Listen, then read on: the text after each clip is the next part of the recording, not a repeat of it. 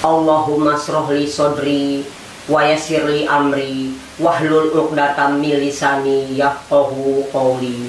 A'udzubillahi minasyaitonirrajim. Bismillahirrahmanirrahim.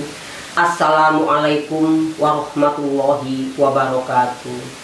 Pemirsa yang budiman, rahimakumullah, izinkan saya dalam kesempatan ini dalam rangka menyongsong peringatan hari kelahiran Nabi Muhammad SAW, tepat tanggal 28 September 2023 yang akan datang.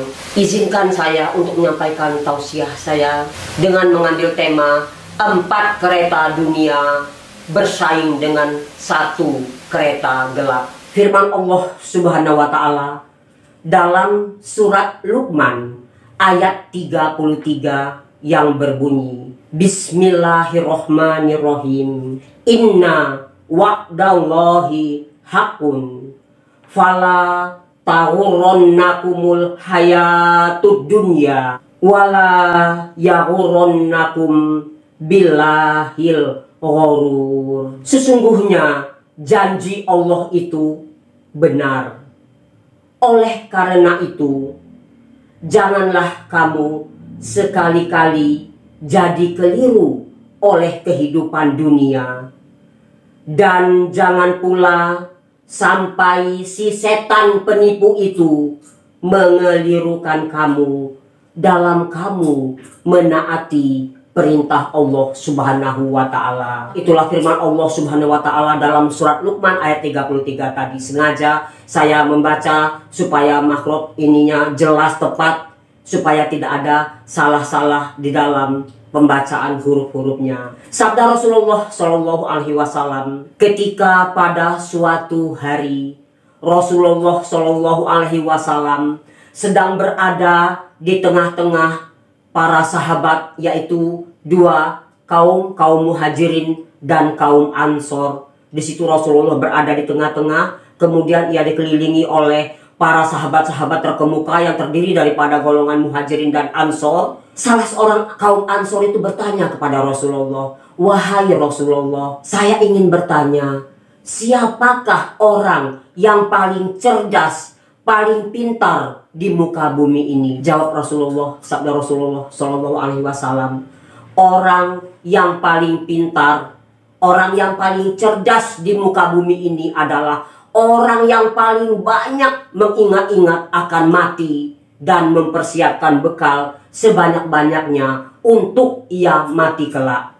Itulah orang yang paling pintar, paling cerdas di muka bumi ini. Itu jawaban Rasulullah. Jadi tausiah saya berdasarkan Al-Quran dan hadis tadi sudah. Al-Qurannya firman Allah dalam surat Luqman ayat 33 yang sengaja saya bacakan betul supaya tepat sekali huruf-hurufnya itu. Kemudian sabda Rasulullah juga tadi adalah tentang pertanyaan seorang ansor. Agama di muka bumi ini kalau kita ibaratkan dengan kereta yang sedang berjalan, maka di dunia ini ada 4 kereta, pemirsa. Kereta apa sajakah itu? Pertama adalah kereta yang dikendarai oleh Nabi Musa alaihissalam dengan kitab sucinya yaitu Taurat. Yang kedua, kitabnya itu, kendaraannya itu dikendarai oleh Nabi Daud alaihissalam dengan kitab sucinya yaitu Zabur. Yang ketiga adalah kendaraan kereta yang dikendarai, dikemudikan oleh Nabi Isa alaihissalam dengan kitab sucinya Injil. Dan yang terakhir, yang keempat adalah kereta yang dikendarai, pengendaranya adalah junjungan kita Nabi Muhammad Shallallahu Alaihi Wasallam yang akan kita peringati hari kelahirannya pada tanggal 28 September yang akan datang. Untuk kereta yang keempat ini ajarannya, semua petunjuk-petunjuk ajarannya ini sangat sesuai, sangat cocok dengan seluruh umat. Tidak pandang bulu, tidak terbatas. Seluruh umat bisa untuk dunia internasional. Inilah yaitu Al-Quran. Ini kereta yang keempat. Kemudian kalau kereta 4 tadi itu yang dibawakan oleh 4 nabi tadi dengan kitab-kitab sucinya, mengapa saya katakan persaingan berat itu dengan 1 kereta? 1 kereta ini adalah singkatan dari KPG, kereta pengendara gelap. Jadi ini tidak punya aturan-aturan tertentu. Kalau yang 4 tadi punya aturan-aturan tertentu, ada hukum-hukum yang haram, yang halal, yang makruh, yang sunnah dan lain sebagainya, yang mubah. Tapi ini tidak ada peraturan tertentu. Itulah yang dikatakan dengan kereta gelap. Kereta yang tidak mempunyai peraturan-peraturan tertentu. Semua dihalalkan. Di mana stasiunnya, pemirsa? Di manakah stasiun daripada kereta gelap tadi? Stasiunnya adalah tempat-tempat sarang-sarang perjudian, sarang-sarang prostitusi, sarang-sarang pelacuran, tempat-tempat maksiat, tempat-tempat penyambung ayam, togel, dan lain sebagainya, tempat-tempat maksiat yang lainnya. Tidak perlu saya sebutkan satu persatu. Itulah kereta gelap tadi. Ini pengendaranya adalah iblis, setan yang mengendarainya. Ia mencari penumpang sebanyak-banyaknya. Ia selalu membuat propaganda yang bagus, yang hebat untuk menarik orang-orang agar ikut bersama dia di dalam kereta dia itu. Dia ingin mencari penumpang sebanyak-banyaknya. Ia sebarkan calo-calo kemana-mana. Maksud dan tujuannya adalah untuk menghimpun sebanyak-banyaknya penumpang yang akan ia bawa ke dalam neraka. Saingan berat. Jam tayang, jam berangkat 4 kereta tadi diganggu, dikelirukan oleh kereta yang gelap tadi, oleh setan iblis tadi. Maka pemirsa, sebagai contoh di dalam kehidupan sehari-hari, misalnya ada pasangan-pasangan yang berbuat yang tidak baik dan sebagainya, itu karena setan itu tadi. Kalau sudah maghrib, setan, raja setan itu mengatakan kepada anak cucunya, "Wahai anak cucuku semua, pergilah kalian keluar. Bertebaranlah kalian di muka bumi ini. Goda olehmu anak-anak cucu Nabi Adam alaihissalam. Mana yang tidak tergoda olehmu, lapor kepada aku. Kalau aku raja iblis, raja setan ini akan menggodanya." Itulah yang diperintahkannya. Karena mengapa pemirsa? Ketika ia diusir dari surga dulu, Nabi Adam kan meminta kepada Allah, "Ya Allah, berilah aku beberapa hal. Di antaranya yaitu, jangan matikan aku, anak cucuku, sampai hari kiamat." Yang pertama aku minta. Yang kedua, izinkan aku untuk menggoda seluruh cucu-cucu Nabi Adam dan Siti Hawa. Akan aku goda seluruhnya. Yang ketiga aku minta kail. Kail untuk menarik-narik, untuk mengikat-ngikat baju orang-orang yang akan sholat. Maka nggak heran pemirsa kalau kita mau dengar suara azan, kita mau sholat, ada aja ngelihat piring kotor, ngelihat sampah yang berserakan, itu setan mengait baju kita, di kailnya baju kita. "Hei, Fulan, bersihkan dulu tuh." Akhirnya kita nggak jadi sholat. Sholat yang seyogianya mau kita laksanakan di awal waktu, akhirnya sholat itu kita laksanakan udah mepet sekali di waktu-waktu terakhir. Yang berikutnya dia minta lem. Katanya, "Beri saya lem ya Allah, untuk mengelem mata cucu Nabi Adam dan Siti Hawa di kala subuh hari. Ketika ia akan sholat, saya akan lem matanya, berat mata dia untuk sholat." Semua permintaan daripada setan itu diberi oleh Allah Subhanahu wa Ta'ala. Nah, karena itulah dia terus menggoda. Itulah kereta gelap tadi. Tersebutlah seorang pria, seorang bapak-bapak, sesuai dengan keterangan dari Rasulullah tadi, si Fulan tadi. Si Fulan ini adalah seorang ayah yang sangat bertanggung jawab pemirsa. Sejak matahari terbit hingga matahari terbenam, ia pergi mencari nafkah. Ia banting tulang untuk kehidupan, untuk menghidupi keluarganya, anak istrinya. Dia hanya berhenti ketika kala waktu-waktu sholat yang 5 waktu, dikala makan, barulah dia berhenti bekerja. Setelah itu ia bekerja terus. Ia bekerja siang malam pagi sore untuk membahagiakan keluarganya. Karena ia tidak ingin nanti kalau ia sudah tiada, anak cucunya ini kelak akan menjadi fakir, menjadi orang gelandangan, kurang, menjadi orang yang the heaven, kata orang miskin, peminta-minta sebagainya. Dia tidak ingin, maka ia banting tulang. Ia tanam segala pohon, ia berusaha banting tulang. Tidak ada hari bagi dia untuk bekerja. Tetapi dia adalah seorang yang, kata Rasulullah tadi, ia menyisihkan sebagian hartanya itu untuk bekal dia kelak mati, untuk bekal nanti dia ke dalam kuburan. Karena ia berpikir begini pemirsa, saya banting tulang sejak matahari terbit hingga terbenam untuk keluarga saya, untuk anak cucu saya, dan saya ingin membahagiakan mereka. Tapi belum tentu mereka itu nanti semua mendoakan saya. Kalau saya malam Jumat saya pulang ke rumah, belum tentu dia akan mendoakan saya, belum tentu dia akan kirim yasin, mungkin ia akan sibuk dengan kehidupannya masing-masing. Oleh karena itu saya harus punya bekal, saya harus punya bekal untuk saya kembali kepada Allah nanti, kata dia. Maka ia pun rajin bersedekah, ia mengerjakan, ia selalu berinfak, dia selalu menolong orang-orang yang letih lemah, orang-orang yang susah, dia selalu mempersiapkan dirinya di jalan Allah. Ia betul-betul sudah banyak bekal yang akan ia bawa dikala ia mati kelak.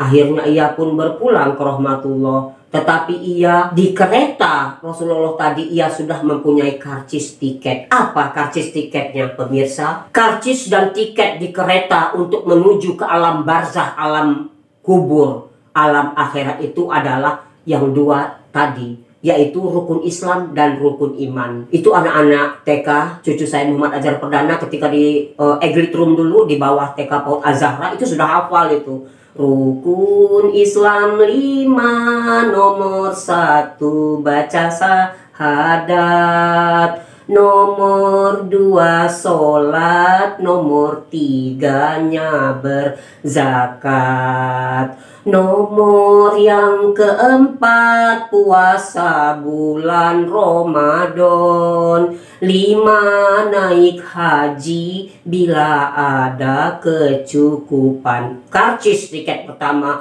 rukun Islam. Tiket yang kedua apa pemirsa? Tiket yang kedua adalah rukun iman. Rukun iman itu ada 6 perkara. 1. Percaya kepada Allah. Kemudian MKR, percaya kepada malaikat, kitab, rasul, hari kiamat, takdir baik dan buruk. Rukun Islam dan rukun iman ini sudah dipersiapkan oleh si Fulan tadi. Ia sudah mempersiapkan tiket itu, akhirnya ia masuk ke dalam liang lahat. 7 langkah orang yang mengantarkan dia ke kuburan tadi melangkah pulang, ia pun duduk. Adalah pertanyaan dari malaikat Munkar dan Nakir. Pertanyaannya itu ada 6. Soal kubur 6 perkara. Robana ya Robana, itu ada lagu ibu-ibu yang di jamaah itu. Soal kubur itu 6 perkara. Mulai dari siapa Tuhan kamu sampai siapa saudaramu. Di sini saya sedikit akan menceritakan kisah saya. Pertanyaan inilah, rukun iman yang ke-6 inilah pemirsa. Tahun 2016 ketika saya berada di Mekah, itu dari maktab saya sholat zuhur itu di sebuah masjid. Jadi kalau asar sampai isya itu di Masjidil Haram, tapi kalau zuhur itu saya sholatnya itu bersama Yayasan Multazam yang lain itu hanya di masjid saja. Itu para mahasiswinya itu yang mengambil S3 memberikan tausiah. Setelah ia memberikan tausiah, ia mengadakan kuis berhadiah. Alhamdulillah, pertanyaannya itu mudah sekali, yaitu rukun 6 itu. Rukun iman yang 6 tadi, percaya kepada Allah, malaikat, kitab, rasul, hari kiamat, takdir baik dan buruk. Kemudian pertanyaan di dalam kubur, Munkar dan Nakir, 6 pertanyaan itu. 6 pertanyaan itu bisa semua saya menjawabnya. Akhirnya saya nunjuk-nunjuk, akhirnya saya dapat Quran yang sangat besar sekali. Itu ada saya simpan di dalam lemari. Itu adalah yang kenang-kenangan saya. Saya juara 1 dari S3 para mahasiswi di Kairo. Itu kenangan saya. Jadi saya hafal 6 pertanyaan di dalam kubur itu. Nah, jadi itulah. Kemudian jamaah-jamaah yang lain, kemudian mereka memoto saya di-shooting. Sampai di Indonesia, banyaklah tawaran-tawaran agar saya tausiah, memberikan ceramah di tempat-tempat, di dusun-dusun, di pelosok-pelosok. Saya hanya di dusun-dusun dipanggil untuk ceramah, karena saya memang tugas jadi guru itu dari tahun 72 itu saya lebih banyak waktu saya itu adalah di Desa Suban, Kecamatan Merbau Mataram, Kabupaten Lampung Selatan, Bandar Lampung. Kembali kepada peristiwa selanjutnya tadi, setelah pertanyaan yang 6 tadi, si Fulan tadi bisa menjawabnya karena ia melaksanakan yang rukun Islam, rukun iman, sebagainya. Ia senang di dalam kubur. Pemirsa, di dalam kubur itu tiba-tiba datanglah orang-orang. Kemudian bertanyalah si Fulan ini, "Kau siapa?" Dalam suatu riwayat dijelaskan, "Aku adalah amalmu ketika kamu di dunia dulu. Aku akan menemani kamu sampai hari kiamat." Harum semerbak, gagah perkasa, cantik-cantik jelita, bajunya bersih bagus. Nah, kemudian di suatu riwayat ada tetangga dia itu, ada yang datang, orang itu, ya Allah, koreng, kudis semua, buduk semua, bau. Kemudian dia bertanya kepada tetangga, ini bukan kuburan si Fulan, kuburan tetangga sebelahnya itu. "Kau siapa?" "Aku adalah amalmu ketika kamu di dunia dulu. Kau ingat pernah di dalam bulan suci Ramadan kau memberikan lauk pauk yang sudah basi, binatang saja tidak mau memakannya kau berikan kepadaku. Aku adalah pemulung yang pernah kau beri makan itu, dan aku sakit perut, aku mati. Inilah amalnya. Tidak, pergi kau dari sini. Tidak, pergi kau dari sini. Tidak, aku akan tetap bersamamu sampai hari kiamat. Lempar dia, dipeluknya si Fulan temannya tadi. Itulah dosa dia bersodakoh daging yang sudah busuk di dalam bulan suci Ramadan, sehingga yang si pemulung tadi sakit perut mati. Tinggal menunggu kereta terakhir.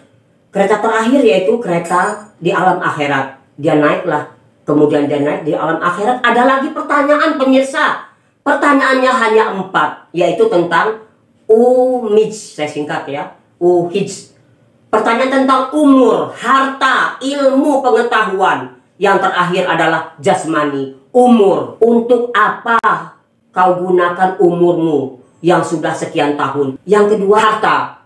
Harta yang kau peroleh, dari mana kau memperoleh harta itu dan kemana kau salurkan harta itu. Yang ketiga, ilmu pengetahuan. Ilmu pengetahuan yang kau peroleh, kau bersekolah sampai universitas, kau mempunyai ilmu pengetahuan yang tinggi, kau orang yang pintar, cerdas, cerdik. Apakah kau amalkan atau tidak ilmu pengetahuan itu? Yang terakhir pemirsa, jasmani. Jasmanimu yang gagah perkasa, apakah kau bekerja dengan kebaikan ataukah kau menjadi orang-orang yang bergelimang dengan noda dan dosa? Tapi si Fulan tadi dengan lancar dia bisa menjawabnya, karena sewaktu ia di dunia, ia tidak bergantung kepada anak-anak cucunya yang akan mengirimkan doa kepada dia. Belum tentu anak cucunya itu akan mengirimkan doa. Mereka sudah sibuk sendiri-sendiri. Maka ada lagu oleh teman saya itu, saban malam Jumat itu ya, ahli kubur pulang ke rumah itu melihat anak cucunya sedang bersenang-senang, nggak ada yang ngirim itu, sedih dia. Oleh karena itu, setelah itu pemirsa dia bisa menjawab semuanya itu. Akhirnya si Fulan tadi diberi sepucuk surat oleh malaikat, bukan mungkar nakir lagi, dan bertuliskan nama Fulan masuk surga. Itulah keterangan dari saya tentang 4 kereta bersaing dengan 1 kereta gelap. Saya mohon maaf kepada para pemirsa semua seandainya yang saya sampaikan tadi itu kurang berkenan di hati para pemirsa, terdapat kesalahan-kesalahan, salah kata dan perbuatan kepada pemirsa, saya mohon maaf. Kepada Allah saya mohon ampun. Tapi kalau yang saya katakan tadi itu baik benar, itu datangnya dari Allah Subhanahu wa taala. Wabillahi taufiq wal hidayah. Nasrun minallahi wa fathun qarib. Wassalamualaikum warahmatullahi wabarakatuh.